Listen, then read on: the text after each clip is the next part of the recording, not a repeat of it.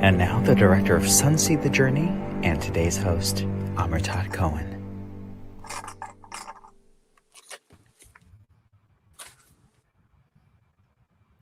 Hello, everyone, and welcome to Wisdom Talk number 4. Today, we are going to have something very special happening. You can hear already. Have you ever found yourself spontaneously singing, perhaps in a shower, or humming, or whistling? Would you agree that making music or hearing music can be a spiritual experience? Raise your hand if you believe this. Today we have the perfect host to explore this area. This is the first of our Wisdom Sonic Talks, going into sound and music. Our guest today is an accomplished musician, a maestro, a composer, a pianist, a published author, and a great human being. Allaudin Mathieu, welcome and thank you for joining us today.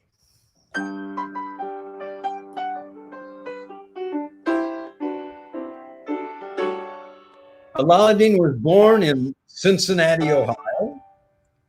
I'm not finished. Thank you, Amritat. We'll have to learn how to jam this together. It's going to be fabulous, huh? He was born in Cincinnati, Ohio. He went to school at the University of Chicago, which, by the way, is where Bernie Sanders went to school as well. And not at the same time. No, you didn't cross paths, I guess. But then in Chicago, Allaudin started working with some of the all-time great jazz musicians, with Duke Ellington. And well, the order was Bill Russo, I worked, Duke Ellington, for whom I wrote briefly, Maynard Ferguson, for whom I wrote briefly, the Four Freshmen, for whom I wrote briefly, and a lot of people that I knew on the scene that I was playing with. And Stan Getz, I think you did arranging for him as well. Somehow I can't hear you. Oh, no. Well, anyway, I can hear you fine. Fine. But Stan Getz, and then... No. Excuse me, I gotta make this right. Never met Stan Getz. Lovely as his music is, Stan Kenton is the name. It's a big band leader. Excuse me for that, Stan Kenton. And then while in Chicago, he was among the founding members, I believe, of the Second City Theater and the music director. And the Second City really pioneered and was the foundation for what we know of today as improvisational comedy, which led to many things, including Saturday Night Live and the Committee in San Francisco and elsewhere. I also to add to that it's not just comedy live. It was its specialization was in trust-based theater, trust-based improvisation, which is a way of improvising so that everything that happens on stage is real. You never deny anything. The motto of that theater was yes and that turned out to be so productive in producing scenes, comedy, and screenplays and movies that it is taught now in every high school and junior college, maybe not high school, but junior college and drama department everywhere. I mean, worldwide, or at least in Eurocentric culture. So, and probably more. So its influence was really past the theater into a way of relating in what you could call transactional analysis, or just spontaneously with people, and it eats out into the reality. So if you do that as a practice, You learn to, like in Marshall Rosenberg, you learn to agree. And it's just a fabulous practice. And it changed theater in that particular way. It turned it from conflict theater into agreement theater, trust-based theater. And that has had an industry-wide, if not worldwide, influence. Well, from the Second City came many great comedians, Tina Fey and Bill Murray, Don Aykroyd, and even Stephen Colbert. Colbert. And John Lewis, what's his name? John Stewart. My hero, my rave, John Stewart, and Alan Arkin, a real actor, and Barbara Harris, real actor. A lot of people came out of that theater that weren't just comics. I mean, it's known as a theater, as a comic industry, and it kind of is. But other things very good happened, including my own development in trust-based games, which I was able to teach my musical colleagues, and then spread into academia, my secret desire. Well, after Chicago, Don't mean to interrupt. Bill Mathieu, he wasn't yet Allaudin, moved to San Francisco, and you eventually met Murshid Samuel Lewis. Can you tell us how you met Sufi Sam? Well, okay. My wife at the time was started to disappear on Wednesday nights, and I finally did say, "Where are you going?" And she said, "Well, you have to meet this man." And somebody else at the theater I was working in San Francisco called the Committee Theater, it's a sister theater to the Second City, also said, "You have to meet this man." So I decided to go. So in Mill Valley, there was this meeting of Sufis, whatever that means, and I went up these stairs, and everybody was taking off their shoes, which I thought was cool. And then there was a collection of flutes in a box, and so people would take a flute and they'd come into this room and they'd toot along flutes and have conversations. And I thought, this is really strange, esoteric music. I don't understand. It turns out they were just random flutes, but I didn't know that at the time. I thought, well, this is some kind of message. And then this guy comes into the room, and people are very obsequious and devoted, and they listen to him. And it's a boastful dude. I didn't like him. It's another Jewish uncle. I don't need another Jewish uncle. I already had enough. And so, I just didn't understand. But the people were so cool. I really felt almost immediately on contact. I felt that I was part of a family. So, sometimes you judge a teacher by his students or his disciples. And I was really, I felt at home some way, but I didn't like the guy so much. I went to many subsequent meetings, and I listened to him. He was obviously learned. He knew what he was talking about. But there's something about it that I just couldn't swallow. And I sort of put him out of my vision and paid attention to the people around me. So there was an opening of one of the communes, the Sufi communes. People were starting to live together in houses. And this was in Novato, California. And it was the ceremonial opening of it. And there was this what was called Sufi dancing, which you will see much of in Sunseed, the movie. And beautiful women in long dresses, and the guys were so cool. And I was the old guy. Everybody was younger and knew something I did not know. But the teachers, yeah. And so it was time for lunch, potluck lunch. And there was a huge buffet table. And you take your plate and your silverware, and you get the knives and forks and the napkins, and then the food.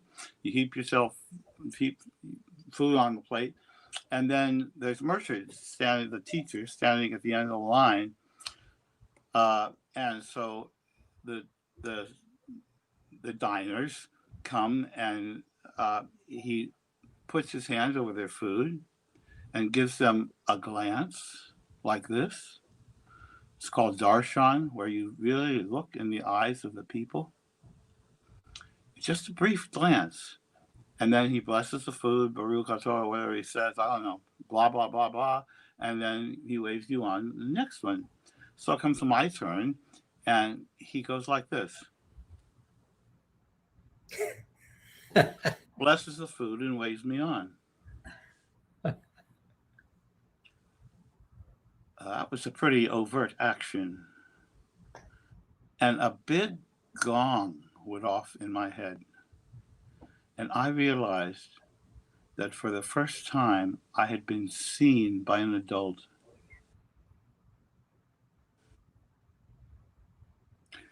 It was an enormous experience. And so I started to actually listen to what he said. And I realized that he was a guy. And over the next 2 years, I saw that guy transformed by us students who became disciples around him. And his gentleness and his sweetness and his confidence in his inner knowing blossomed as never before. I mean, he already had a lot of cities, a lot of power. But this time he became, for me, a common man with uncommon consequence. And he was very prescient. He understood a great deal about his people he was around. He saw your inner light. And I'd never been around anybody who not only did that, but who spoke of the way to have that light in yourself. And it was pretty cogent. And and so the Sufi Choir is another story. We developed a choir which made a wonderful kind of music. And I was in the choir. Yeah, you were. I remember that. I loved to sing, but I wasn't always on pitch, which you found out very quickly. Well, we had another choir for you. So, exactly. So we did. We had an early choir and a late choir. And the late choir was always late and always working hard. And the early choir was always on time and had fun. That was the one you were in. So anyway. And that's where we met, I think. I don't know if I ever met you before somewhere in a meeting, probably, but I really got to know you as the director of the choir. Yeah. Well, the choir,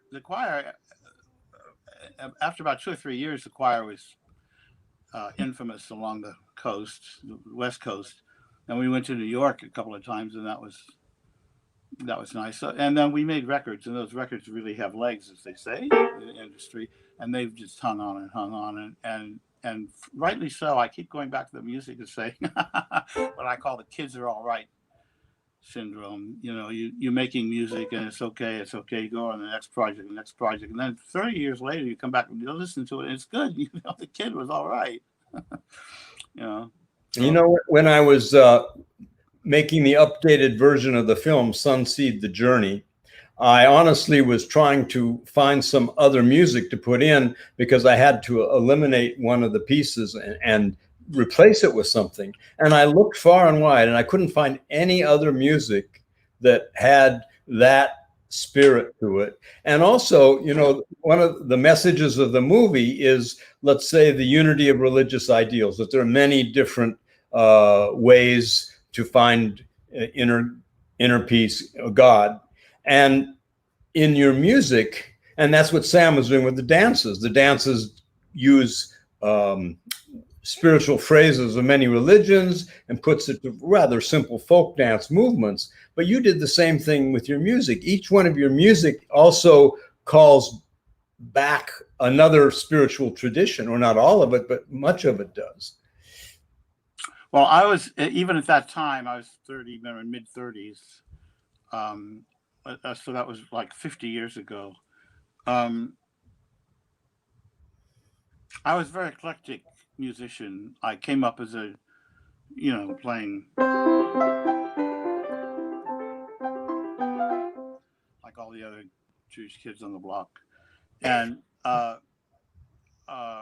liked it. I liked classical. Then when I started to like classical pop music when I was 12.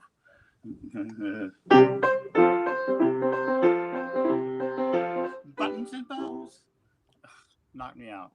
And I began to hear it. And then I began to hear jazz. And my dad got a black teacher for me, that one of the best jazz musicians in Cincinnati, Ohio, which was a very good thing he did for me. And I was introduced to the best jazz. I started to hear Miles and Stan Kenton, who was the white band, and Duke Ellington, who was the black band. And he took me around to all the clubs in Cincinnati, black clubs. I really got it as a kid, 13, 14. And I got the culture, I got the music as well as I could, as a little stripling kid. But and then I started to get very, very interested in classical music. I was listening to Stravinsky all the time, and Hindemith, and Beethoven, but mostly Bartók and contemporary composers. And then I went to the University of Chicago, and I got a really Eurocentric education. And so I studied jazz with a jazz musician, Bill Russo, and classical music. It's part of my studies. And then in my 20s, I got really, really into classical music. I was practicing 6 hours a day, and that's what I was doing, is learning literature. I was learning my Bach. And I did. And I learned to play the piano. And at the same time, I was in the theater. I was very much into Bertolt Brecht and our theatrical lineage. So all this stuff was brewing, and then I came to California, and there was an explosion. I met Pandit Pranatha, my guru, who became my guru finally, and he was an Indian raga singer. And so I had all this music. By the time I met Murshid, and then I started listening to the so-called spiritual music. I don't like the word of the world. The music which was music of gratitude and praise and fullness and warmth, compassion, and love. And love, yeah. I was going to say high energy, intoxicated union with God. And so that all just came in, and it took. By that time, it had been cooking for a long time, and the stew was kind of tasty, and so I was able to do all this Eurocentric stuff, like I knew all those patterns, and I could apply them to jazz, pop music, rock and roll was coming in. It was like everything was happening. It was a tremendous time of synthesis. And that all, and the choir it wasn't me, it was a big collaboration amongst my family of peers who most of them knew stuff I didn't know. I had musical chops, but I was kind of spiritually the baby, very awkward that way. And so we educated one another, and that was 4, 5, 6 years of it was a kind of a groaning ecstasy, because it was hard work. It was really hard work, and people were inconvenienced, but it was worth it. And the music that came out was extremely eclectic and very high. One of the things you said, which sort of made me pause and really think just a minute ago, was when you said that it was the community of disciples and followers that brought the teacher out to different qualities. Very, very interesting comment. Them to me, and all of us to Murshid. No question about it. He loved the choir. I mean, here's what happened. I found this out by reading Sadi's new update of it's called Gardens of Vision and Initiation. And what happened was Inayat Khan was the guy who brought Sufism to the West. He was a great teacher, a great writer, and Murshid met him. and had interviews with him. And Inayat Khan saw Murshid, like Murshid saw his disciples, like he saw me. Inayat Khan saw Murshid, who was a kid in his 20s at the time, very aggressive, very ambitious, and very, very confrontational, and had tremendous powers of vision and understanding beyond his skin. It's quite a mix. And Inayat Khan saw that and trusted him enough to give him the task of ensuring his lineage, Inayat Khan's lineage, in the West. So he did that. It took him years and years and years of his own private development, and and the right circumstances. Yeah, that's exactly right. Yeah, the right circumstances. You had to wait for the politics and the culture to develop along with him. But the commission that was given to him was to make sure the thing was stable. The Sufi teaching was stable in the West, and also to transmit the music and the poetry. Well, Murshid was okay with the poetry. It was good with getting. Oh, he couldn't sing. I hear his voice. he was pretty good with getting his ducks in a row, as far as being a teacher, but he didn't have the music, and he knew that, and he was very patient. And when I came on the scene, I said, there's so many musical people there. I couldn't believe it. Mostly folk singers, but there was an opera singer. There was people were so in tune. And so I said, can I get a few people together and have a little choir? And he said, sure. So that was it. So I did. Yeah. And then he heard it. And then whenever I would show up to a meeting, he'd stop what he was saying. He'd start everybody clapping. Welcome to the maestro. Welcome to the maestro. Straight face. Everybody would say, welcome to. I'd sit down. He'd shut everybody up and keep talking. So I thought, gosh, I guess I'm the maestro. It took a while. You definitely are, by the way. Whatever. That's what he wanted me to see, that he saw me. He wanted the group to see me, and he wanted me to see myself that way. Yeah. So that I could get rid of my striving and just get to work. Oh, sorry, go ahead. Yeah. So then he felt that the choir was going to fulfill the commission of Inayat Khan, to continue that Inayati lineage of devotional music in America, which sorely needed it. Definitely. Still does, by the way. Still does, yeah. And so, I was excuse me, one last thing. I was just able to, like I was saying, I was able to fold it in to everything we already knew. So it's not like introducing a new music, but giving a mix of our music a new dimension. Not that there wasn't spiritual music in the world. And in some sense, I have to tell you, all music is spiritual. everything that happens is spiritual. I just don't like the word. But there was a new intention in the air. Let's just say it that way. Some of the people watching have seen the movie, the new movie Sunseed: The Journey, and many of them remark on the section with Sufi Sam, how it just was so delightful and meaningful and deep all at once. And if you haven't yet seen the movie, by the way, please do so. You're going to love it. You just go to sunseed.org and you can stream it there.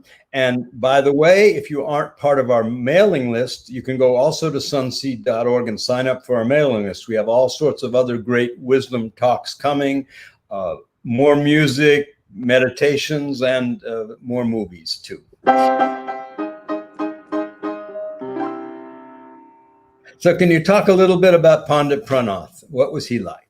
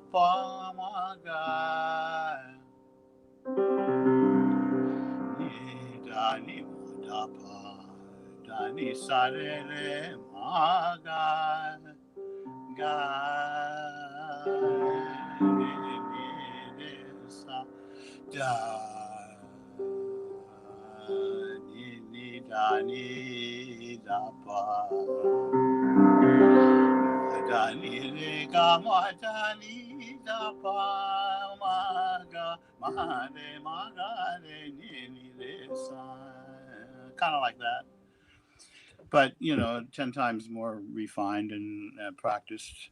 But he taught me that. I had no idea what that was before I met that style and him particularly. And he was just a little brown man. I sat at his feet for 25 years and absorbed the deepest wisdom I've ever received from a human being. And sometimes in lessons, which were all like, he goes sani re, and I try to go sani re and do my best. And that went on for 25 years. And the people around me, Terry Riley, Shabda Khan, Michael Harrison, such good musicians, such folks that he attracted, including Lee Konitz, and the saxophone player. And Lamont Young was a student. I shouldn't leave him out. And just the folks that were around him were so intentional about their self-knowledge, about knowing themselves, knowing what this world was and who they were in it. And through this medium that was perfect, wordless poetry, but I mean, that was the words I was singing there were just do, re, mi, fa, sol, la, ti, do. And some of the best music is do, la, just the sound, the most incredible sound. And it led me into a doorway about sound that I could never have imagined without this training, which is that it takes you back to source. It takes you to the beginning of what is, because sound is like a conduit to the vibrational world, which is what is. And so the nature of nature is whoop, boop, boop, boop, boop, boop, boop. That's it, folks. Okay, you can stop listening now, because that's the answer, see? It goes up and down, and music is an extraordinary human, what do I say, evolution of I think of music as kind of like a pasta making machine. You put stuff in and then you crank it, see, and then there's a little pattern of holes and stuff, or maybe little stars and stuff, and the pasta comes out in the shape of the machine. Well, that's what we're, the machine, and existence goes into us, and it comes out. It sounds like this.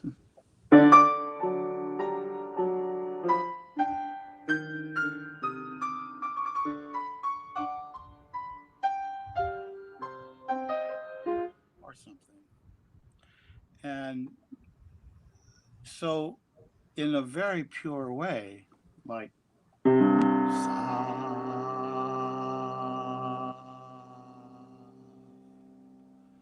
that comes out in that style. When you study that music, you spend a year with your primary practice as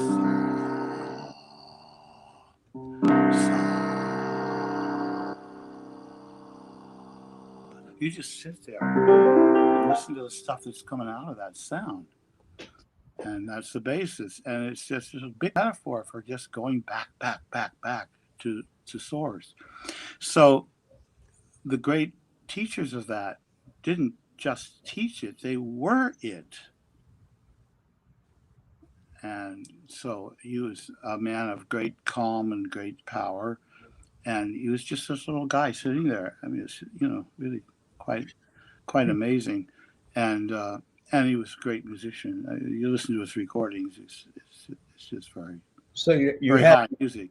these two great teachers influencing your inner life and your music. Yeah, I've had a lot. There was Hamza Eldin, and there was some Easley Blackwood, my first teacher in Chicago. There was, oh my gosh,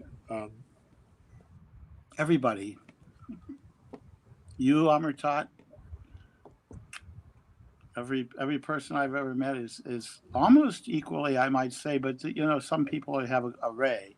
They have a specialization, as we could say here in America, and they have chops and or powers, and that rubs off.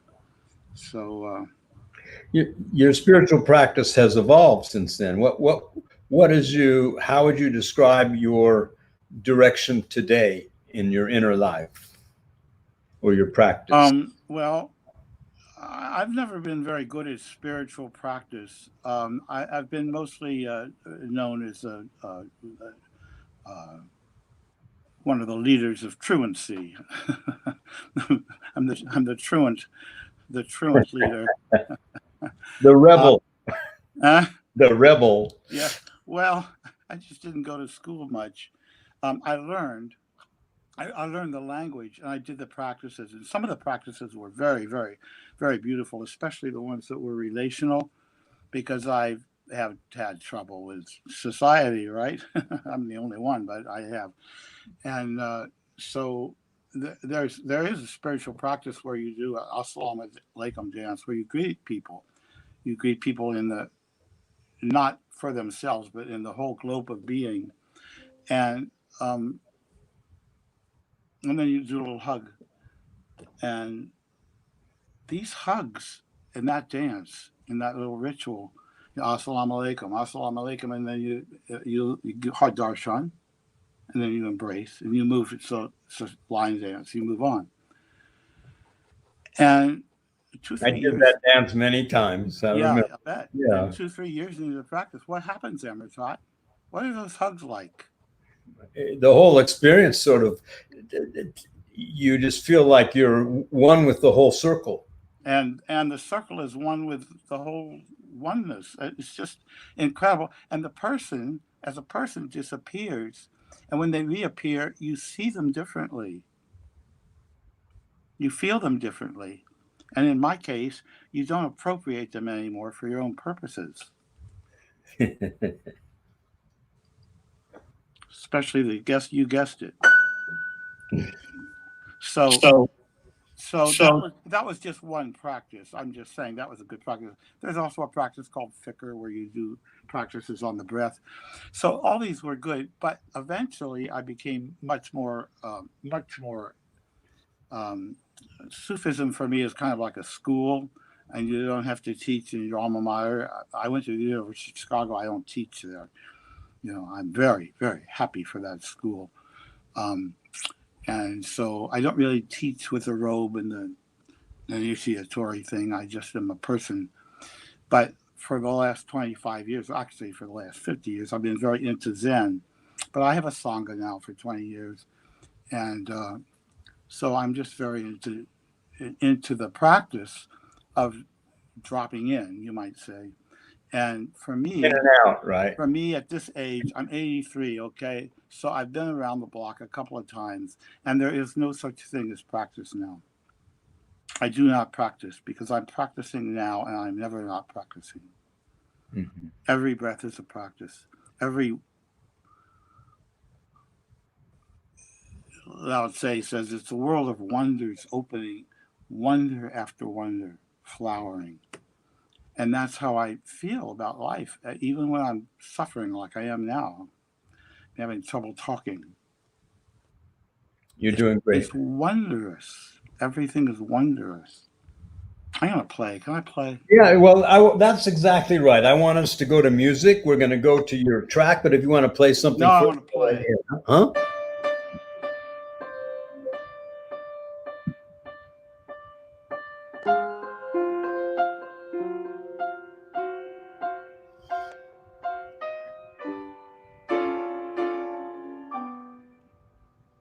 should know that I'm improvising, folks. This is made up music, but for me, the line between composition and improvisation is very permeable.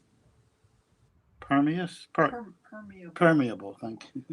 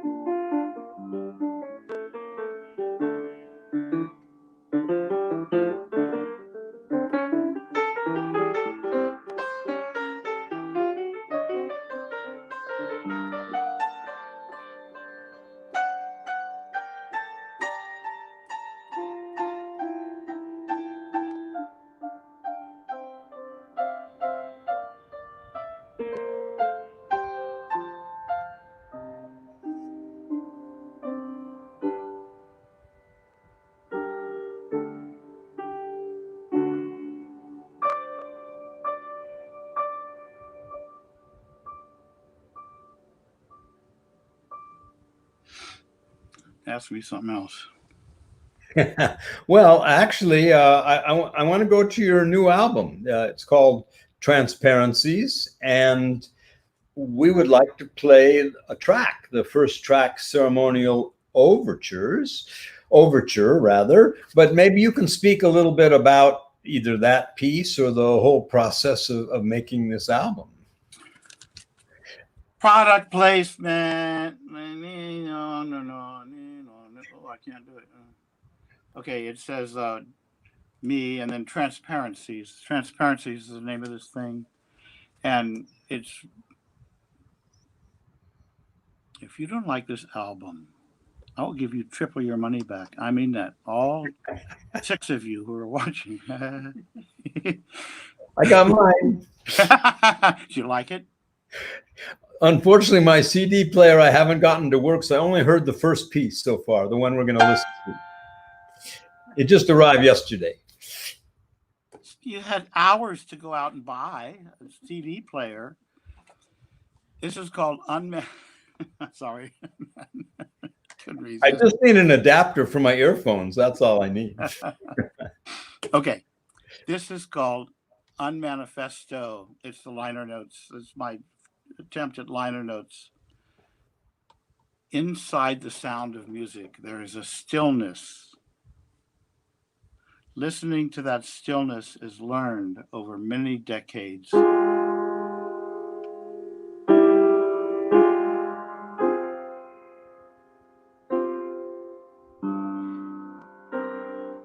What is learned is a tilt of the ear, an angle of reception, an attitude.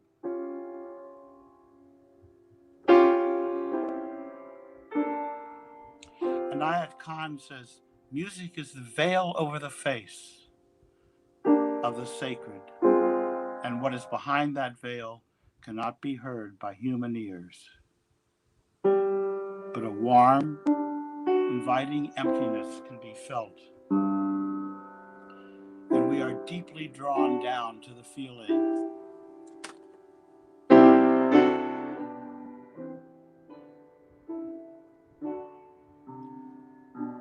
When I'm willing to trust the pristine silence, I become transparent, and the music arises through my ears and fingers the way a garden blooms.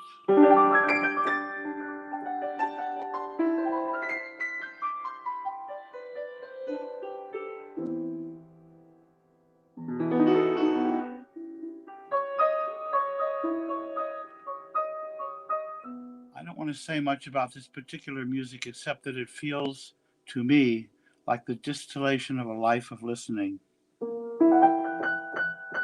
This album isn't about anything except the wholeness of our listening when we listen to it.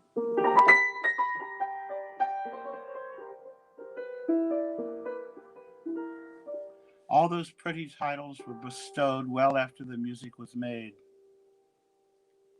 They are mostly just verbal handles. There isn't much outside the music to define it, so no images, no story, other than the narrative of the music itself as it unfolds inside you.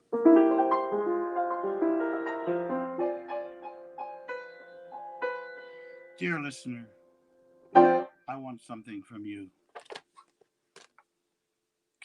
I want the whole of you for 1 hour, or however long you're willing to devote to listening to this music. But this one time, just this one time, and then you're on your own. Marcus, that's a cue.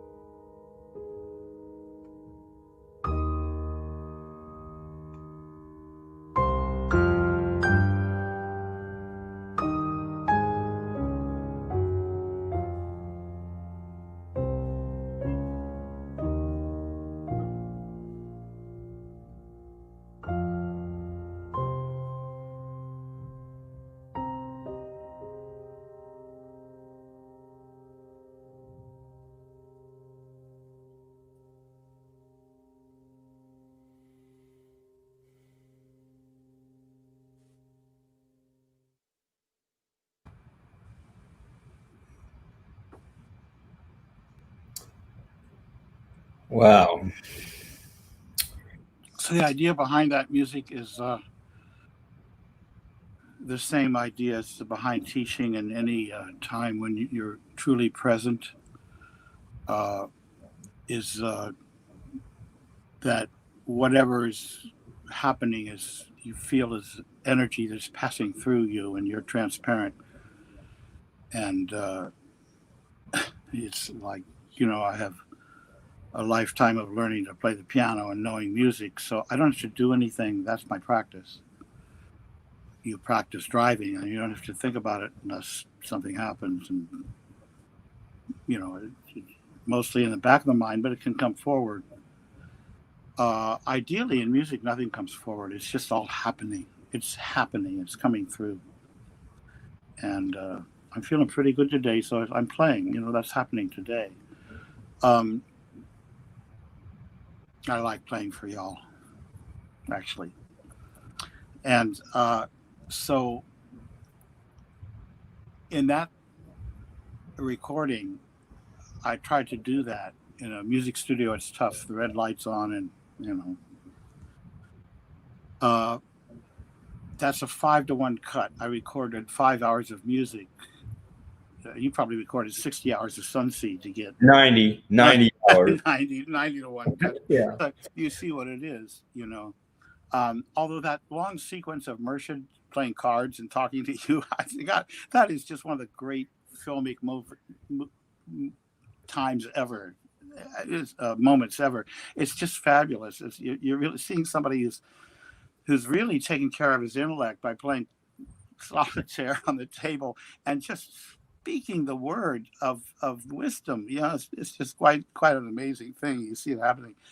And Mershid was like that. Toward the end of his life, he just had amazing powers that way. And the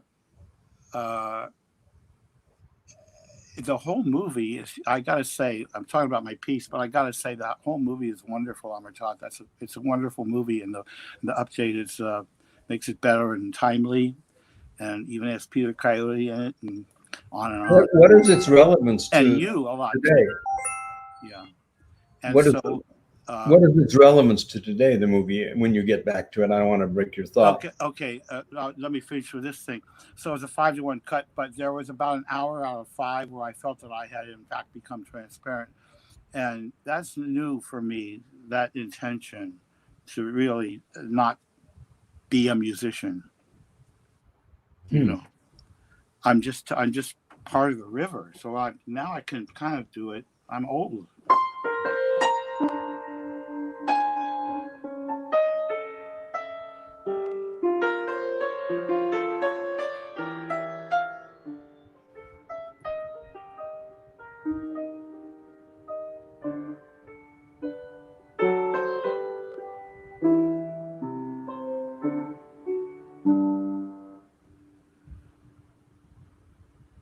That's my practice, to be transparent and to catch that on tape and put it out there.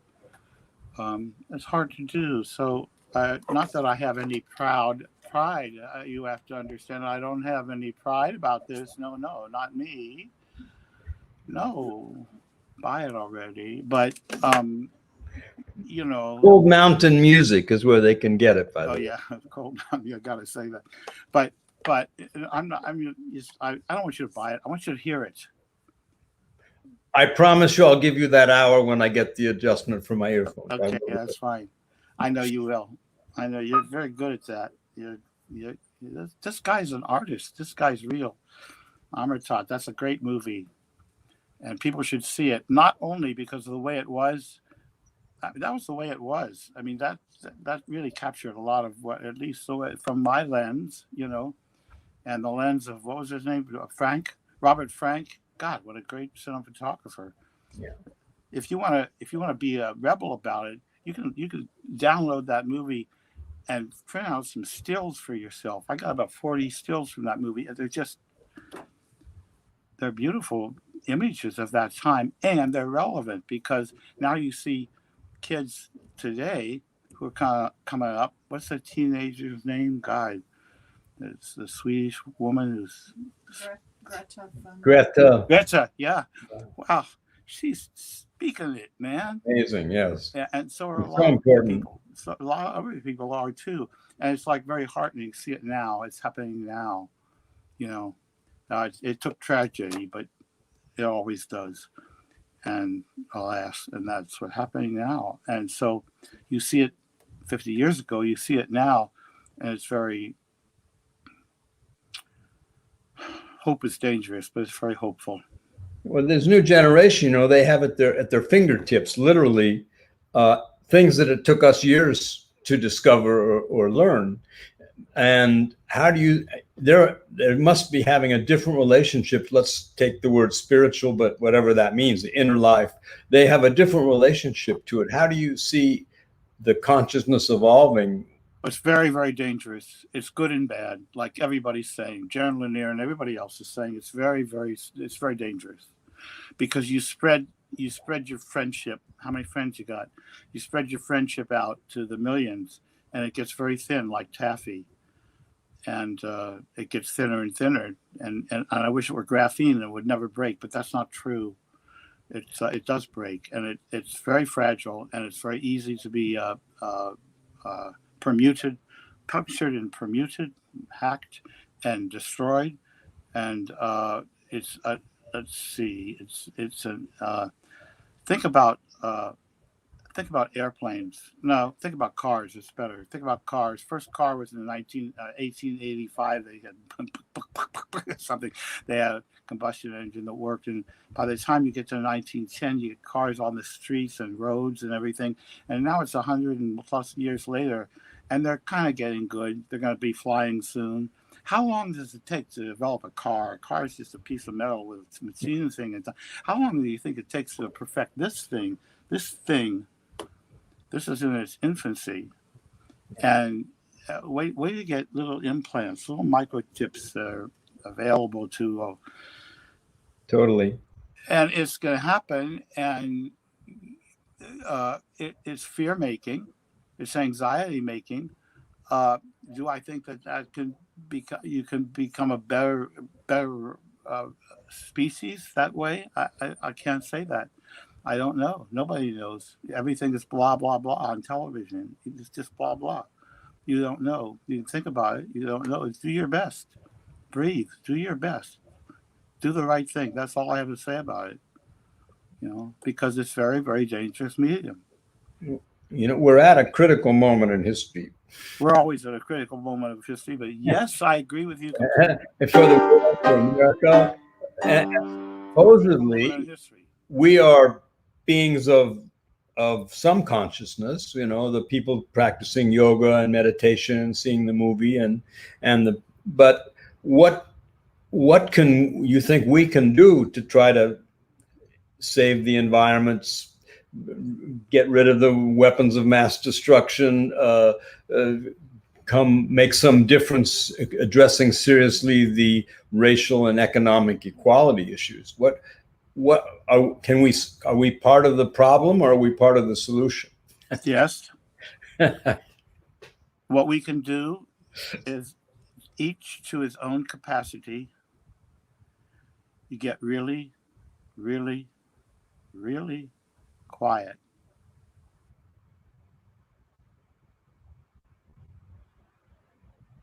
And see what comes. And if you can't trust that, you'll never make a right action. You have to get quiet enough so that you don't have self-interest. How do you do that?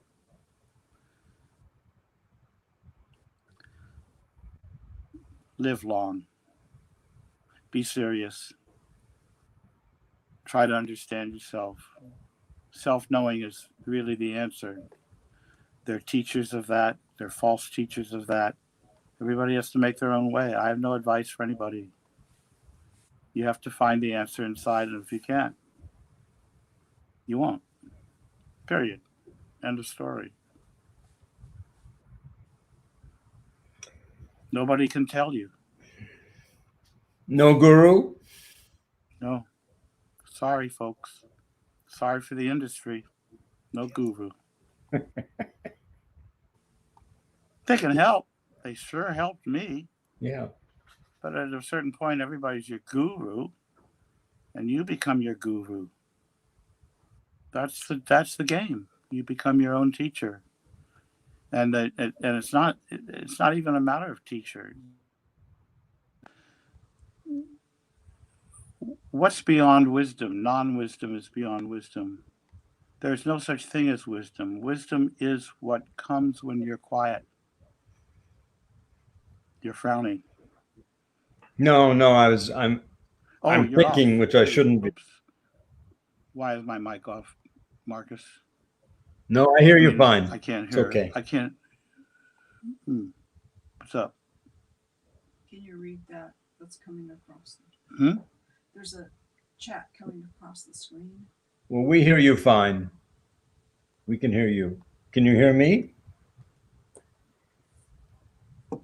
Okay, he can't hear. Well, maybe we should go to. Okay, apparently they can hear you fine. Go ahead and talk, Allaudin. It's okay.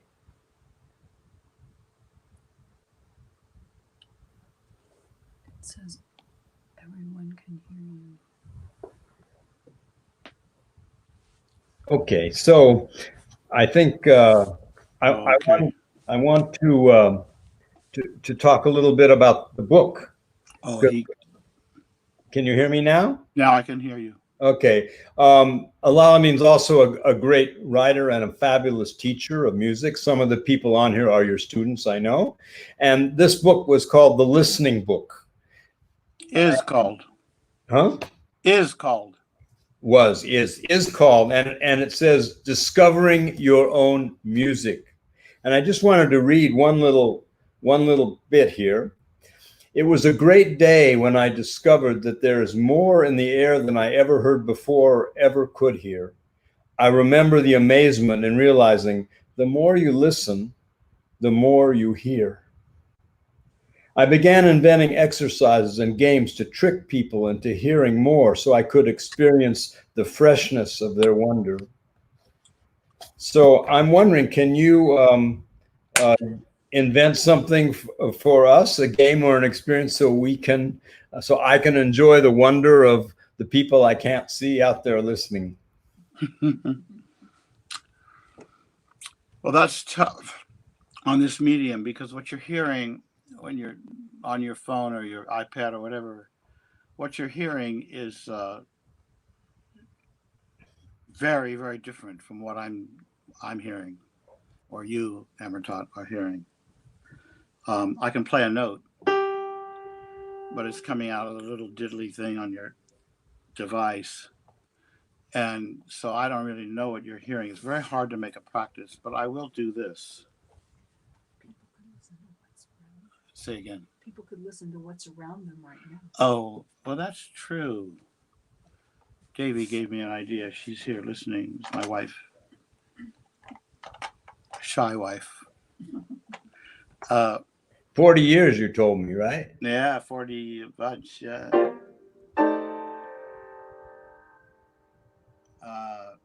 We've been together that long.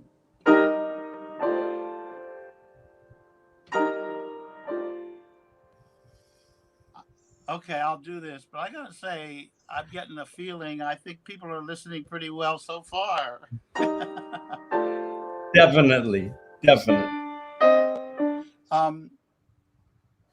Let's take 10 seconds. I'll make it 15, okay? I'm going to take 15 seconds, and I want you just to listen to what's around you. We won't talk. Amritat me won't talk. You'll just hear whatever electronic stuff you're hearing. You'll hear whatever's in the room. You listen to your body. You can hear your breath. Your breath is an incredibly complicated sound. There's a lot in it. When it says in the book that Amritat read, there's more than you can hear. This is true generally across the board. There's more information out there than you have neurons in your body to decode it. There's just more information than you can, your computer isn't fast enough or big enough to compute even the simplest sound.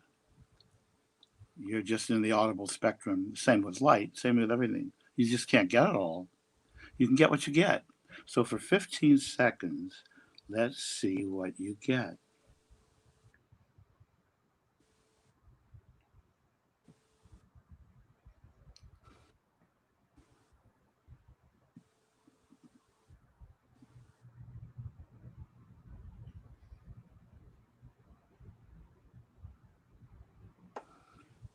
Good.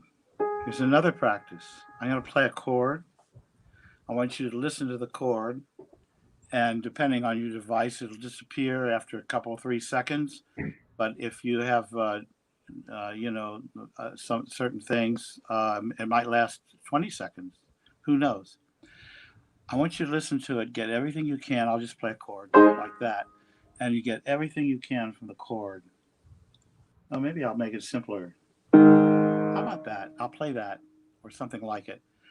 And you listen to it, including the little ways my piano's out of tune, and you just listen to it. No thought, just listen to it. But the point of the game is what happens to it when you can't hear it anymore? What happens to that vibration? Nothing's ever lost, energy isn't lost. What happens to the vibration? Does it seep into your walls and become heat? Does it become memory and something inside your brain? Where does it go? Here we go.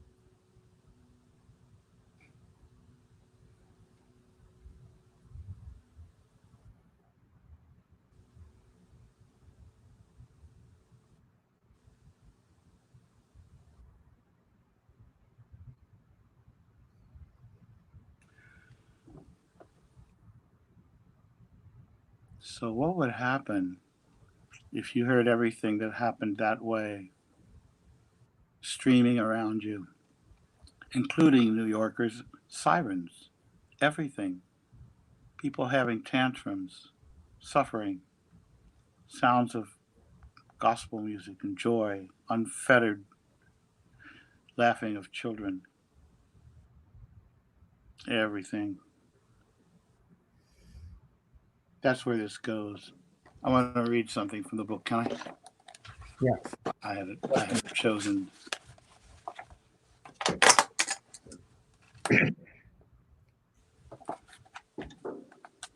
Okay, one-hand piano playing. This is called Hand and Glove. It's from the listening book. At the moment of creation, sound was the same gleam in the eye that you were when your parents first thought of you. Long after creation, there appeared solid bodies that knew how to vibrate, and even later, air to carry their messages. And much later, but still from the same lineage, did the ear appear as receiver of messages.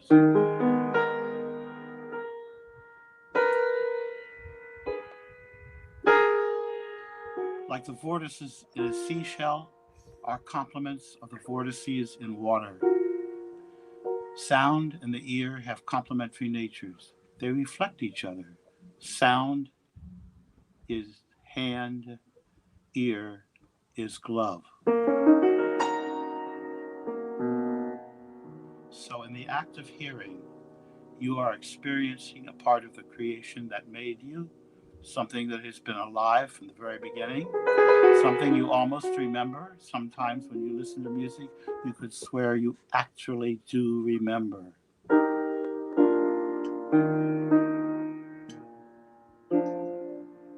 The music lets you witness the original spark. Each tone becomes a metaphor for the moment of your origin.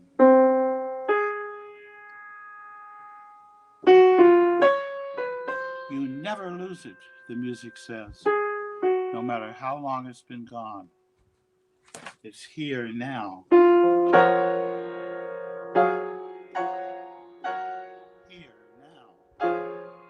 now.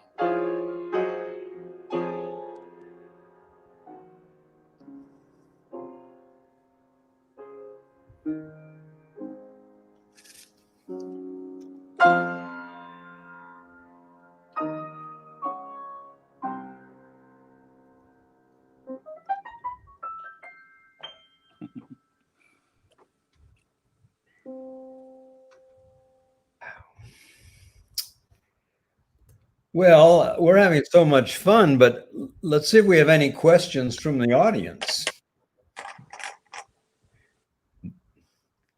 Allaudin, can you share a story or experience of seeing, sound, or hearing with your eyes?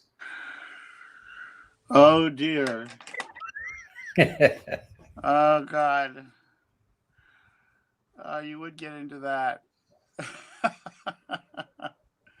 Okay. Well, I'm writing a book now. I'm writing book number 5. And in that book, I say there's some experiences that you never want to write down. You don't want to freeze them. Every time you remember something, you change it. This is a new discovery in the last 30 years or so. Memory is something that it just recalls, and it's a bunch of neurons coming together and firing their way they do, and it comes together a little differently each time. So the story that you think you're telling, that's the story, changes a little bit each time. And there's one thing that happens, a couple of things that happened to me in my life that I never wrote down, really horrible things. One was a near-death experience called the Elevator 11. You'll hear about that. And one was a whole experience I had with Duke Ellington that was so precious and so deep, I just didn't want to write it. And the other is what I'll tell you now. It's my virgin acid experience. And I just did write it. It's long. It's 5,000 words. I'm not going to read it, but I'll tell you briefly the story. Boy, who asked me that? Must have an inside track. Okay, here we go. The name is Barking Carpet. Yeah, right. Yeah, right. You know, carpet. Okay.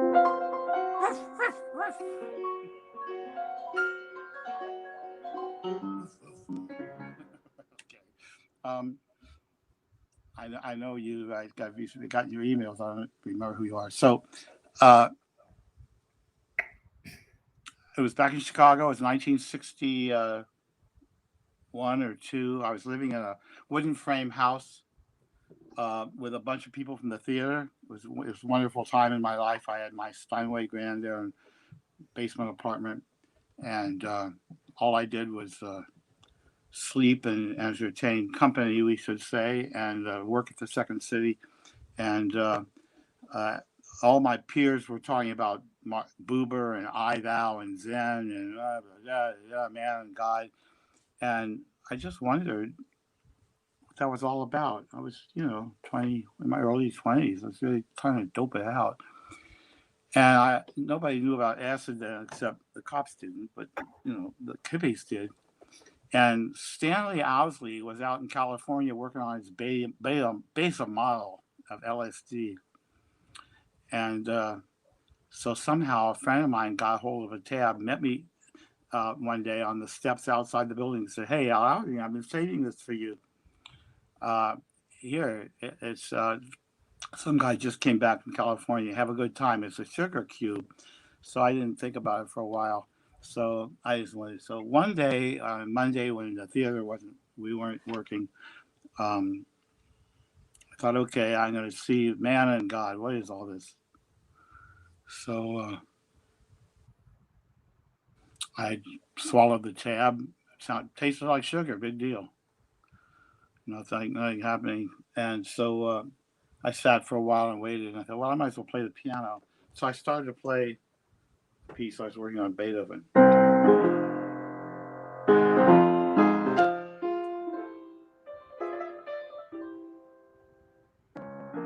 got about that far. And it wasn't a piano. It was like bells and voices and stuff. I don't know. It was weird. And I couldn't play. I had no connection to the keys. It was like what is this? And so I waited. I thought, I know, I'll play Beethoven on the hi-fi. I'll play my favorite piece, C sharp minor string quartet by Beethoven, number 14. It was a great piece of music, and so I started to listen to it, and a miracle happened. The music kind of disappeared, and what I was experiencing was a whole body experience of vibration, and the air was streaming three-dimensional mandalas, brightly colored, all streaming into each other. In other words, it looked like air. I could see the air. I could actually see it, and it was, and I was it at the same time, you know, and so it was just all around me, and it was just an incredible display. And the stringed instruments, you know, is the Budapest String Quartet, pretty good, but it wasn't there. It was just all one sensate experience. Everything was somatized completely. And a bunch of other things happened on that trip, which I won't go into, but I did write about it. I had a psychotic experience. I thought I'd burned up everything. I wound up in jail. It was winter. I could have been dead on the street. I passed out on the street in my winter coat and underwear. And they picked me up, put me in the tank. And I had a morning of extraordinary compassion for all the drunks sleeping it off and sick people, struggling people. I saw their beauty. And it was like a new moment in my life. It was incredible. And I came before the judge for disturbing the peace. And he looked at me and he said, he looked at his papers, he looked at me again, and he said, "Young man, do you have a home to go to?" And I said, "Yes, sir." I had to make sure my coat was closed. Yeah. I said, "Yes, sir." And he said, "Would you please go to it?" And he said to the bailiff, "Give this man $1, because you have to have $1 if they let you go and you don't have anything. You're a vagrant, so you can take a bus to anywhere." So I got the $1. I called the cab driver, and he said, taking me home. I paid him, gave him the $1, and that was my LSD experience. It changed my life. So thanks for your question, sir, ma'am, whoever you are. And I'm sure we've all got some interesting tales of different chemical reactions or meditation reactions. I will share just a moment of, I mean, I probably haven't touched any of this stuff for so many years, but back in the day, I was walking down Pacific Palisades and I was on acid. And there was a building there. I went into the building and it was a library. And for some reason, I called up the music. I can't even remember what it was, the disc and the sheet music. And I don't know how to read sheet music, but I put the sheet music in front of me while the music was playing, and I could read and follow every note that was being played on the CD. We have so much capacity in our minds that is not being used. I think, you know, chemicals can sometimes release them. Other things can release them maybe even better, but we have so much infinite potential. It's just time. Yeah, I'm not real happy about dope experiences. Sometimes it's very dangerous and sometimes it's very good. So you can't really weigh in on whether dope is good or bad. It's helped me in my life, but it also has shown me what is and what isn't. Exactly. The reason dope works because it's a toxin. Your body fights it off, and the process of fighting it off, it's poison. Process of fighting it off, new things happen to you, and they can be very valuable. You know. So Mark has a question for you. Okay. How do we use music to help inspire a new generation to love more and judge less? There's a great quote by Leonard Bernstein. somebody asked him during the Vietnamese War.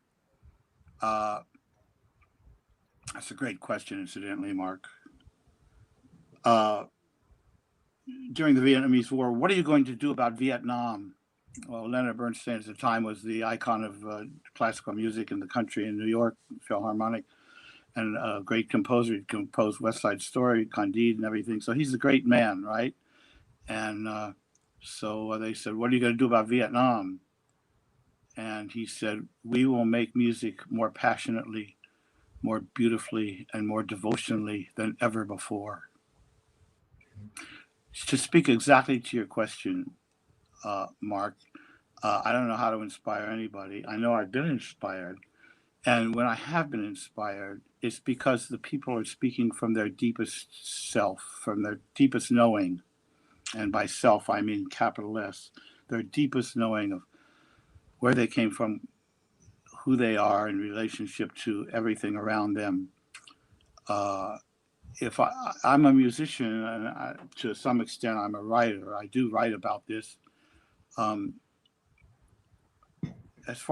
my chops are in music. And all I can do is be a model. I've listened to 10 billion words pouring out of holy teachers, holy men. Each time I listen to something, I say, I'm done with holy men, and I go back again. And what I've learned is that the best teaching is by your presence. Trungpa, well, I'll take that back. It's not a good example of this, but I've been in the presence of people that I don't remember what they said. Haridas Baba was one. Lama Chimi was another. People whose presence is so present is all the only word I can say. There's so much opening there, and ability to see and know without necessarily any reaction, any overt action, that there seems to actually be a light around their body, and you can tell. It's amazing. It's not really an aura. I can't explain it. I'm not a supernatural dude. I mean, there is no such thing as natural or supernatural. Everything's what it is. But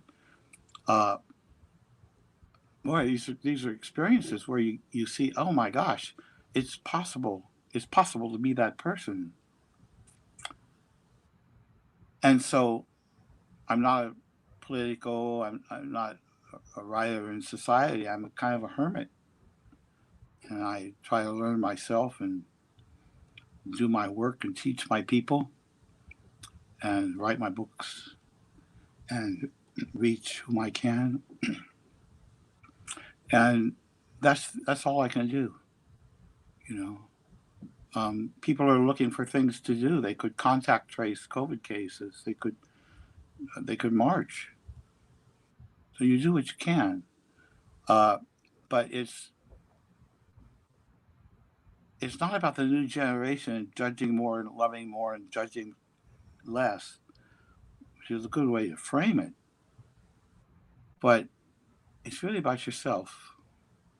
And you have to keep remembering that, because you have the answer. You just have to live a long time and understand that. There was a question before this about the Chamonix camp. Do you remember that? And I just want to show a picture. Can I do that? Mm-hmm. I read it. Sure. Speak. Wow.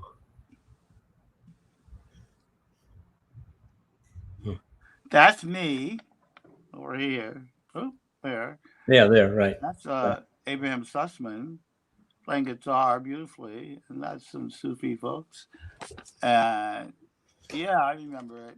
It was quite a time. It's almost impossible to go back there when you're in your 20s. Relish it, folks.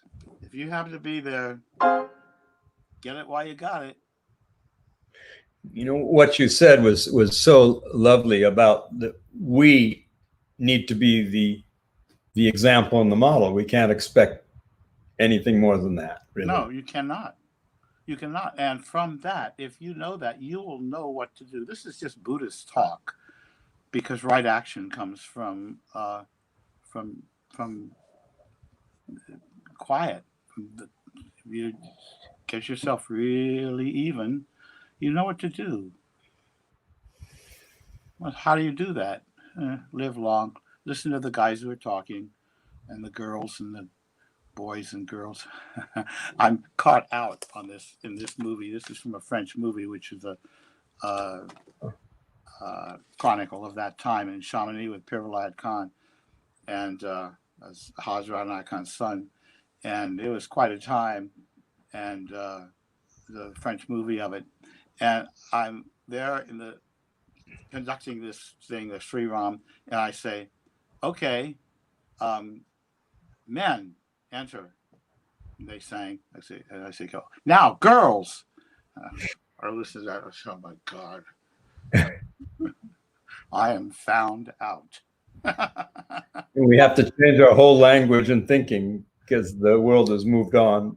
Yeah, and hopefully we have too. So anyway, I ask myself a lot, honestly. yeah, well, I do think boys and girls. So, but yeah, there's a change in me and change in I can attest. It's good what's happening. Very, very, very super good what's happening. And Long overdue. I'm sorry, millions of people are dying, but billions of people are looking at themselves. You know, that's tragedy. You know, I lived through World War II. I was alive during the Holocaust. I was born in 1937, and I saw the parents protecting us. And 5 or 6 years later, I realized what the Holocaust was. And I heard stories from my relatives of getting out of Germany and what that was, and what it was like to be in a society where racism was mounting and fascism was mounting. And in our society, which is putatively free, we have the right to think these things through. And it's not as bad as Germany yet, but it's happening and everybody's thinking, who am I? What am I doing? What is this? Why do people think the way they think? What's going on here? These are good. This is all very, very good. And there's a lot of suffering. And it's partly the suffering that people have had and the lies they've been told that is responsible for this catharsis that's going on right now. You think, God, why do you do it this way? Well, because it's this way. You put the pressure down and stuff squeezes out. Catharsis is a great word, huh? Seeing the picture of you, I think the only time I remember seeing you in the movie Sunseed the Journey is when you're directing the Sufi Choir at Murshid Sam's funeral. I don't know if you're in there any other time or not. Oh, let me have that picture there, the far one. Yeah. One more question while you're getting that from Kevin O'Malley. Can you tell us another story about Sam that we haven't heard? Can't guarantee that. This is from Sam's memorial. It's just still from Sunseed. Yeah, that was it, definitely. And there's Shabda in the back. He was our first Wisdom Talk speaker, actually. Yeah, hi Shabda. There he was, so earnest. Peter, so earnest. Peter, so earnest. Yeah, he came around, man. Yes. Yeah, and there's a bunch of people I know. Can you tell us another story about Sam that we haven't heard? Probably, yes. Maybe I thought of one. After a talk at Golden Gate Park, a woman, a very short woman, started to regale, came up after. She's looking like this. She's saying to Sam Lewis, who's not tall. Sam Lewis is 5'6" or something. And she's looking up like this. This woman was like 5, maybe 4'11" or 5 feet. And she's a very angry woman. And she said, blah, blah, blah, blah, blah, blah, blah, blah, and you're this, and you're that, and you're that. There's a better teacher down the street. I mean, what's going on? And Sam Lewis is just looking at her, nothing. And she's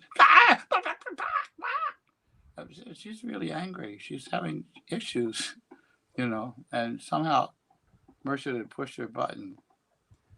And she gets done. I think she asked the question, what do you have to say to that? Something like that. And Mercer says, look how you're holding your head. And she snaps straight up like this and walks away.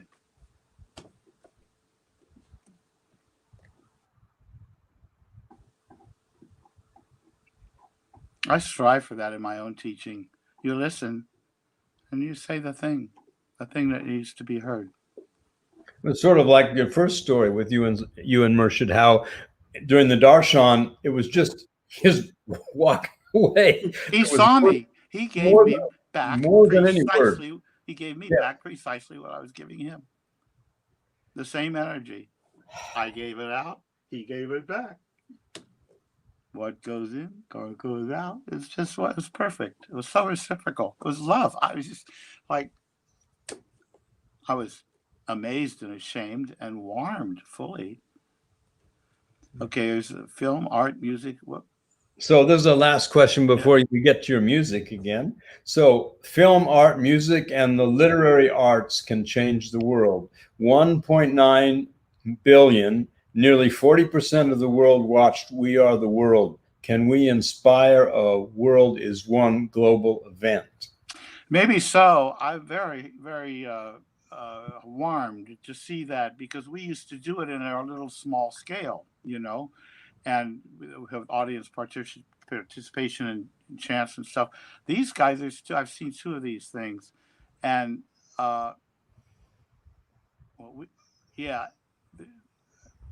Zuleika sent me a couple of they were just beautiful, and obviously very highly rehearsed and a little dramatized with the theatrical elements in some cases. So that aside, you get a lot of people singing devotionally in a lot of languages, and then you put that online, and a billion people can watch it. And yes, that's very inspiring. And if you're capable of doing that, you have the chops. The thing that impressed me is that the 2 clips that I saw, I think they were separate issue. One was an Israeli guy and something else, I forget.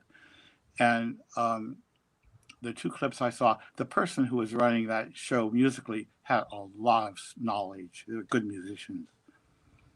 And the way they were conducting reminded of me, the way I used to do that stuff, jumping around the Sufi Choir. It was very high. And again, nobody taught me that. That came through. And I think that's true of these people too. But do your homework, because I know I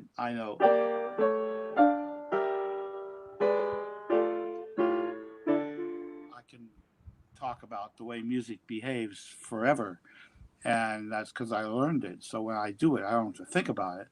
So yeah, I'd say do what you do best. And if you can use that to inspire oneness in the world, more power to you. I should say, more power through you.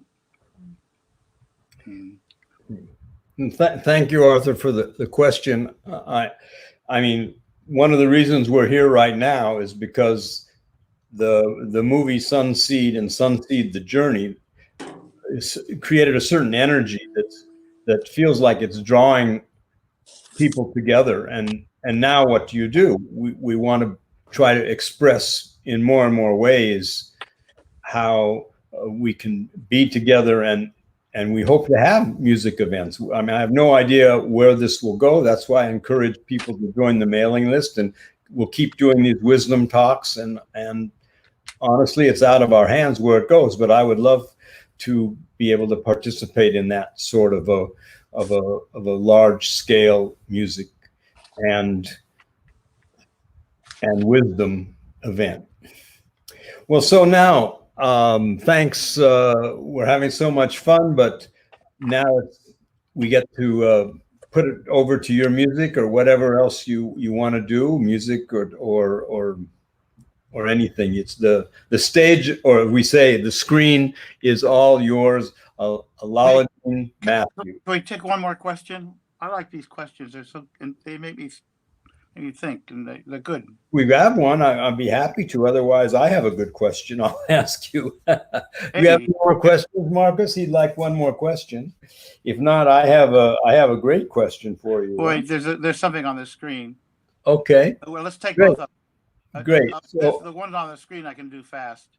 yes. Let me read it. Amazing. There was a John Coltrane quote about you, and it's on Harmonic Experience product placement, and it reads, Matthew is consistently proving himself to be one of the best in musical theory. John Coltrane, 1962. How in the heck did he know? I never met him. He never met me for sure, but I had been writing it for Downbeat magazine, which is the jazz magazine, for a year then, and I had a monthly column called The Inner Ear, and I started to talk about music theory because I had some inroads to it, some knowledge about it. I was pretty advanced then, 25, I guess, or 4, and I had my music theorists, and I wanted to say it in a way that would be useful to jazz musicians. And so I did. And some of the ideas that are in Harmonic Experience, which is my apotheosis of that understanding that I have, were developed during that time when I was very young and writing for the national magazines. And John Coltrane had a friendship with the editor, whose name I've forgotten. Sorry. And they had an exchange of correspondence. When Coltrane died, one of his biographers went all the way through those letters.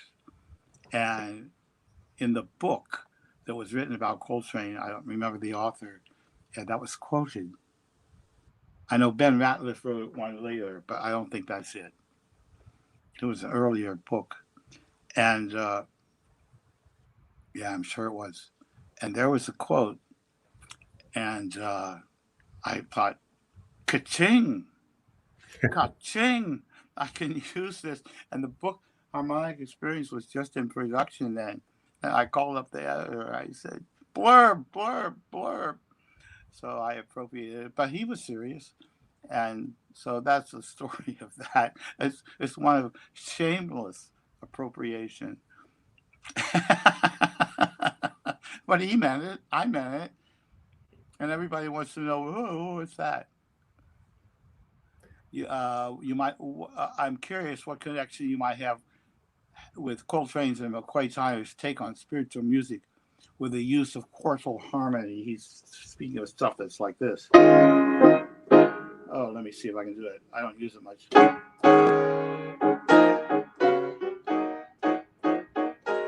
Jeez. Not in my hands.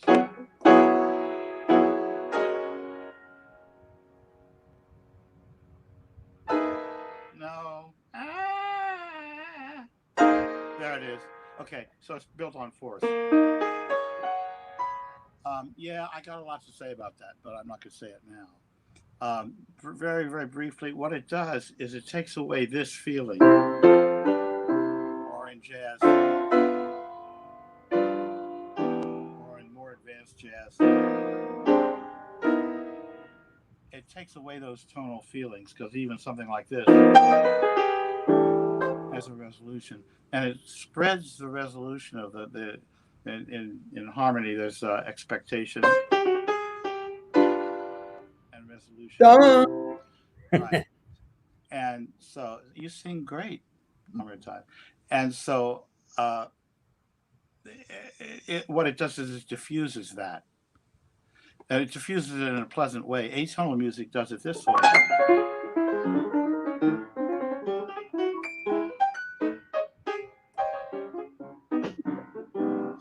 that's not necessarily spiritual.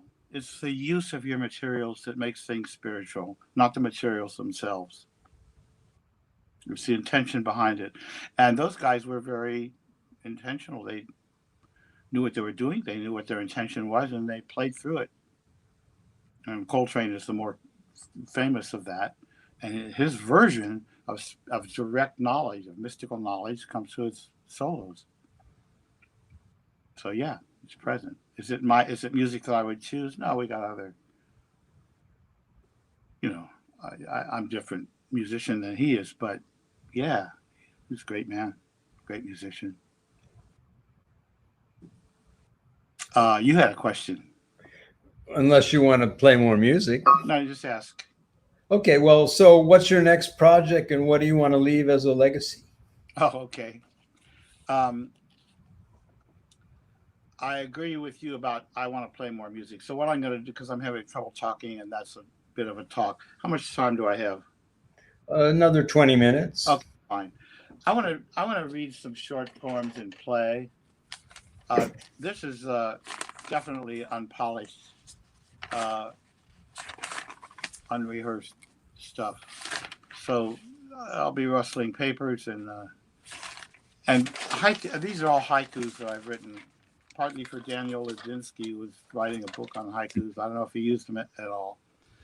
And they're just fun. So here I go.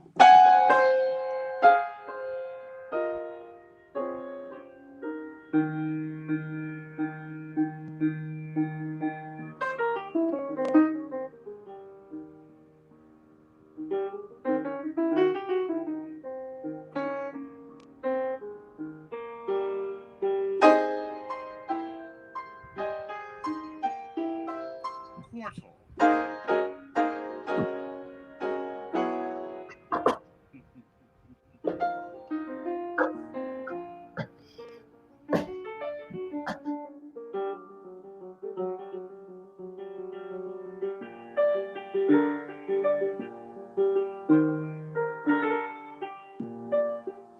It's a lovely trick to turn your big old hubris into poetry.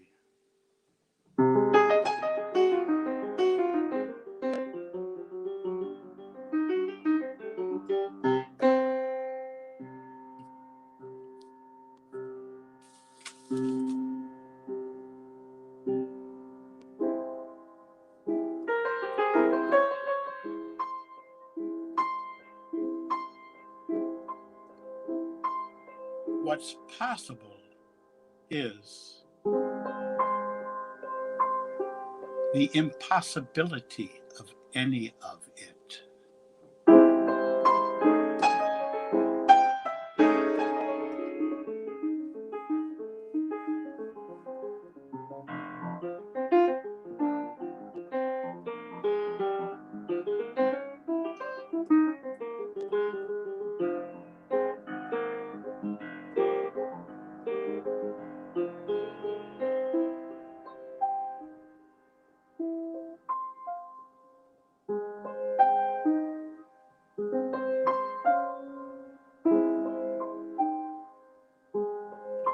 What a miracle to be wide awake inside you. You're breathing, our breath.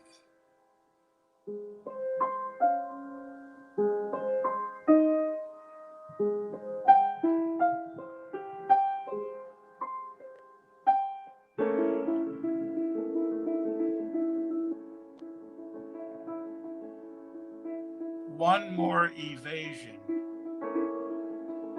and I'll be safe on high ground. So why all the fish?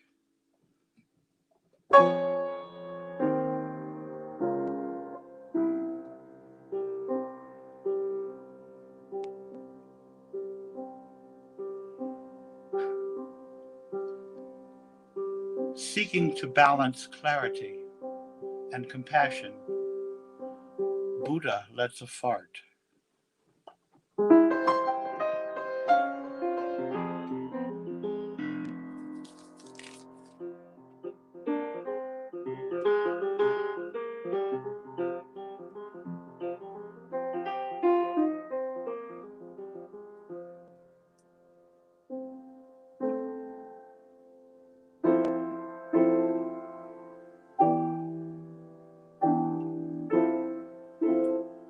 calm fawns grazing.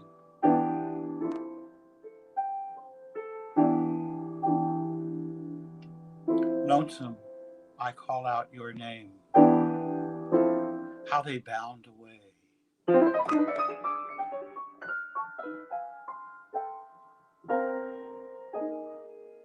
These poems, these warm words, are cinders from an old fire that burns us to ash.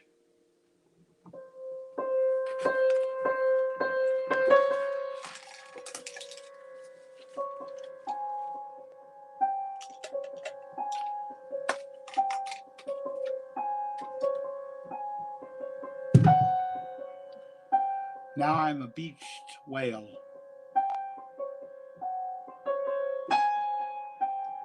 Mercifully, you'll tow me back to open sea.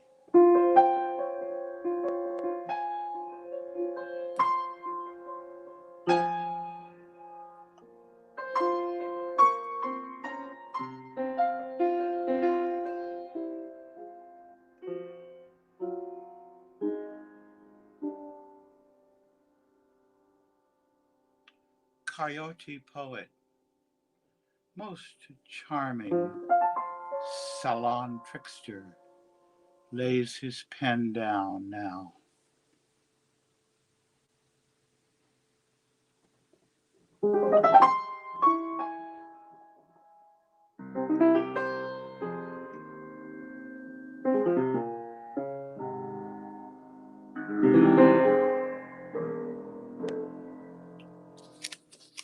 There's a poem I know that I love so much. It's not mine, and I'm going to read it over the air. I hope I don't get into trouble. It's by a poet named Peter Cooley. He's not well known in America, but he's well known in his circle. He's written a lot of books. And I read some of his poetry. It's very good. But this poem I read in the New Yorker, which published it about 40 years ago. And I've carried it with me ever since in my wallet. It's just an extraordinary poem. And without much ado, I'd like to read it. It's called The Other.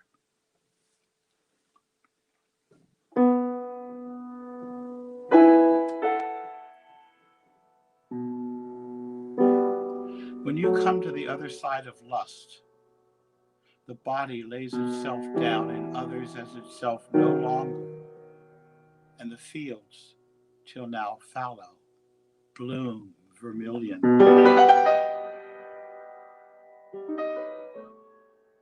And the fields, till now fallow, bloom vermilion.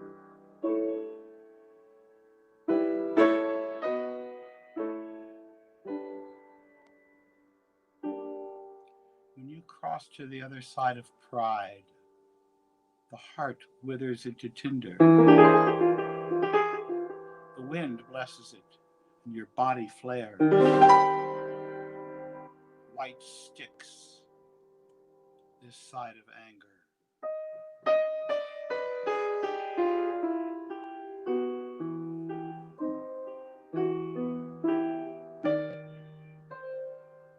Arriving at the other side of terror, the voice is a dark flame, walking evenings in the garden. Your name unknown to it, your name unknown to it, if the last light calls you. And when you have passed to the other side of hope,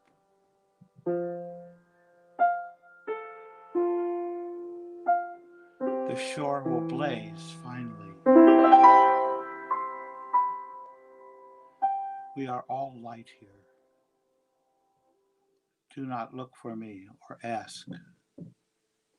You will never have known me.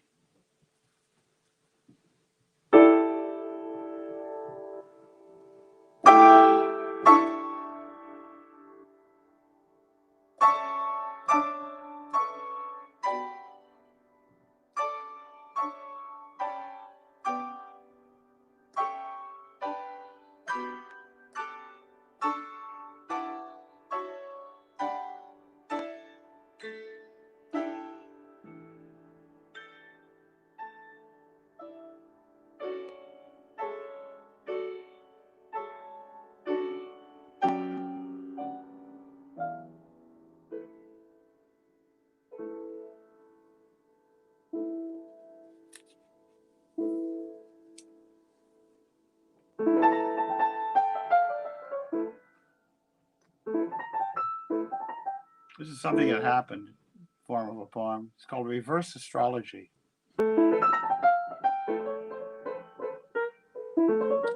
Davy has put her shirt on backwards. One of those mornings, she says,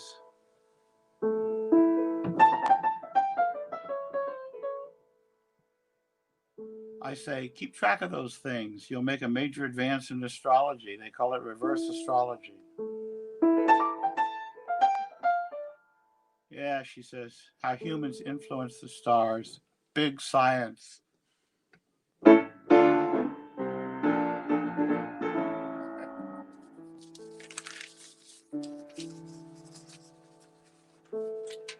Some of you know the poem Turning. Uh-oh, lost it. Oh dear. I was going to read something, but I can't because it's gone. Oh well, it'll show up. This is the unrehearsed part, folks. Oh. Huh. These are poems I wrote when I was a kid. My middle 20s. I like them.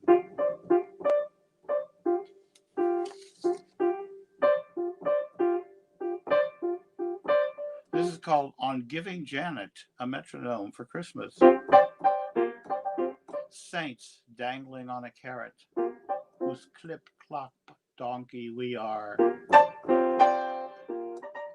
Rivers running, birds blooming. God's glory and the fly of my God's glory and the fly and my skull go tick.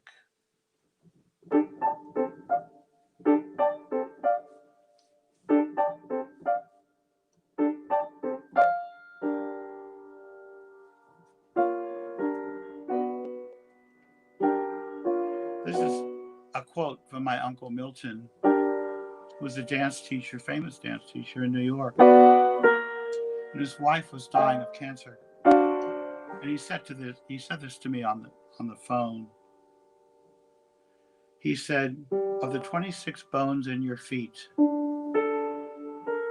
you don't know any of them enough to experience the full emptiness of your wife dying.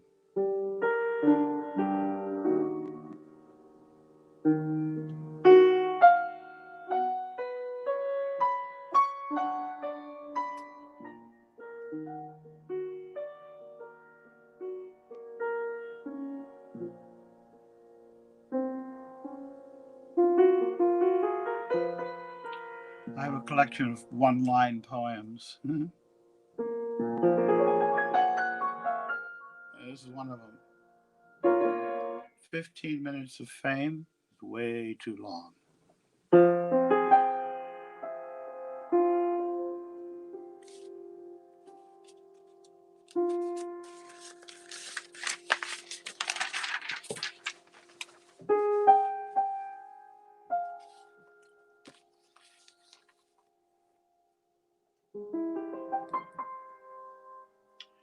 Allaudin Rumi had it easy. He was the very model of mystic, obsessed with the dynamics of union and separation. All in one poem, always the same poem. My subjects pop up and hide out, chase me, feed me, torture me like bad guys in my sleep.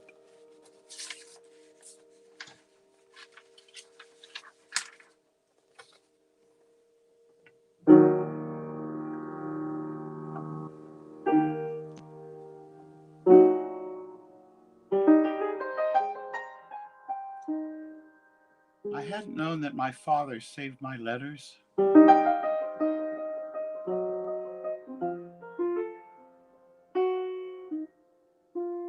After he died, I read them, and I saw for myself how I'd climbed mountains to please him.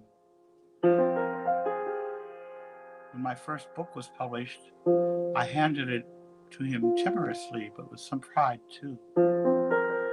My dad, who was a publisher, editor, writer, he said, He looked at it and he said, nice cover. Nice paper, good teeth. That means the way the ink takes the paper takes the ink. It feels so good in the hand, I don't even have to read it.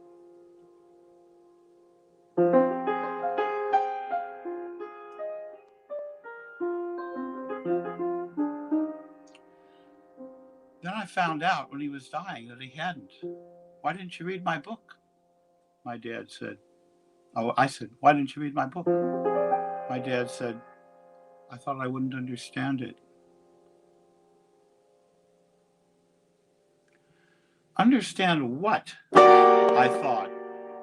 Those mountain trails, my lifelong pleas to be recognized as myself, how I was himself, his own life.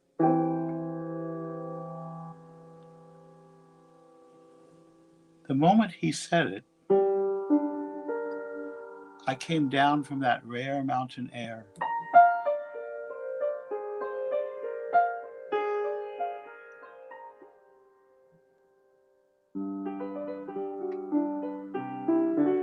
Life is good in my valley, where we study old photographs and learn to die well.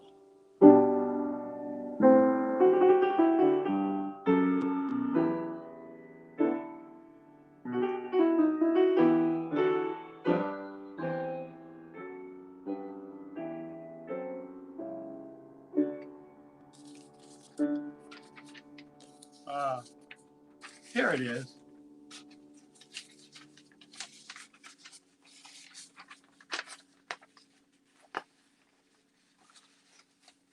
Good. Sunseed, the movie, has a song in it called Turning by Sufi Choir, and it's kind of a hit. I still love it. And it features Moinadine singing a poem, and then the choir says, that's how we turn. I wrote a poem in 1965, a couple years before I came to California, and maybe 4 years or 5 before I met, just 3 years before I met Moinadine. And I handed the poem to Moinadine. I said, we had, let's see, I handed the poem to Moinadine in 1972, I guess, or 1. And I said, what can you make of this? Or 1970, something like that. What can you make of this? The poem is called Lord, How We Turn. And he rewrote it, and that became the song. But here's the original. I thought I'd play it.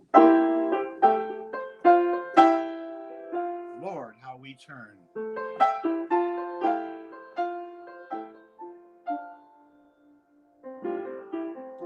Planet by grace turning, turns earth, turning into ribbons, into chains of spirals of fireworks forming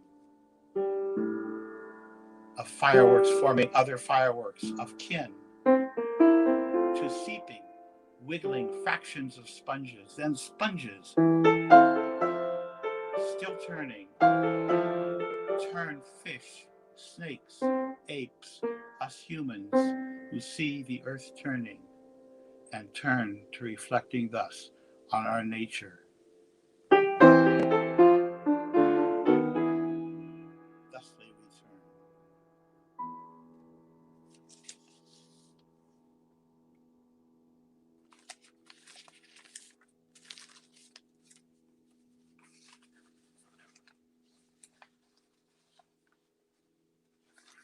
It'll be a small meditation while I figure out what's next.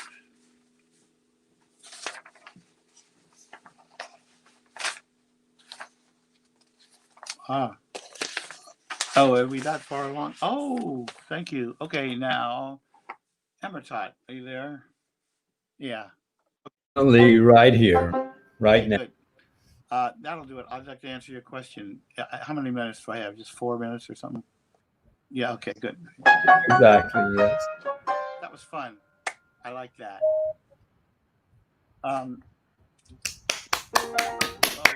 We all did.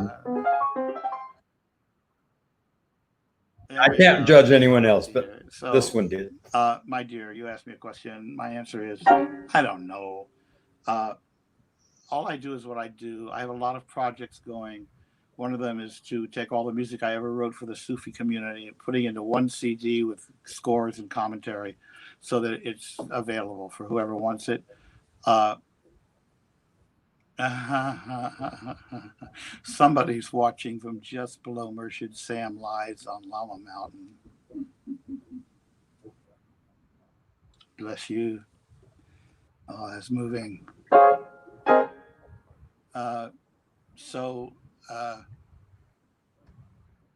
That's a project. I have many other music projects which are in various stages of production, including a string quartet, some more music I made with my improvisational trio. My Love is my favorite thing, and a piece I wrote for my virtuoso, this ex-student, now virtuoso teacher for piano called Seven Affections. Another song cycle I wrote for Davey. These are all projects that are just going. I hope I last that long. Maybe I won't. A big project is to clean up my act so I don't leave it after I die for Davey and my kids especially. I don't want anybody to have to deal with it. Everything goes to the archives of the Sufi or to Mills College or whatever, and that's a project. You know, I had to deal with my mom and my dad when they died. So, and I decided I have to do the thing that I have been needing to do. Somebody said music is the best biography, and I agree. Autobiography, biography, but I want to write one more book. And there's some of the stories I've told, the Murshid story, the LSD story, and other stories. The book is called The Shrine Thief, and it's a book about wisdom transmission. How does wisdom come through you? What is it? How does it come through? Where does it go? What effect does it have? And I'll tell that through the story of my life, if I can. And it ends up with non-wisdom. It ends up with just being present. No such thing as wisdom or not wisdom. You just learn to get beyond that distinction. Everything is wisdom. It's like God. Everything is God. And if everything is God, then nothing is God. And if everything is wisdom, nothing is wisdom. So you just have to be here and not know. And from that comes action. So that's how I think about it. And words. God, please, God, let me be a musician.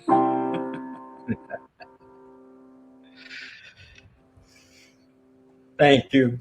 Thank you again, Allaudin. It was marvelous for me, and I'm sure for everyone. My dear friends in the audience, just listen up for one more minute. It's especially those of you in America. We have a really important few weeks ahead of us between now and November 3rd. We cannot afford to let the future rest in the hands of chance. Get everyone you know to go out and vote. Get everyone. We have a community of, maybe if all of us took our social media community, we'd have a few 100,000 people. What's important is that you vote and they vote on November 3rd for your heart. We need to think about the people we vote for have the values that we want for ourselves. Passion, thinking about other people, caring about the earth, caring about beings on the earth and the whole ecosystem. Just vote for people who are closest to your ideals. That's what's most important. Nobody's going to be perfect, but it's important we don't sit this one out and that we don't let other people sit this one out. That's what we can do right now to help our world. So, for the Wisdom Talk that we just finished, it will be streaming on YouTube and on Facebook and on our website, sunseed.org. So please share it with everyone. Let everyone have a chance to hear what we heard. Well, That's all, folks. Good afternoon, good night, good morning, wherever you are. May you be blessed. Namaste, shalom, assalamu alaikum, jai ram, om mani padme om.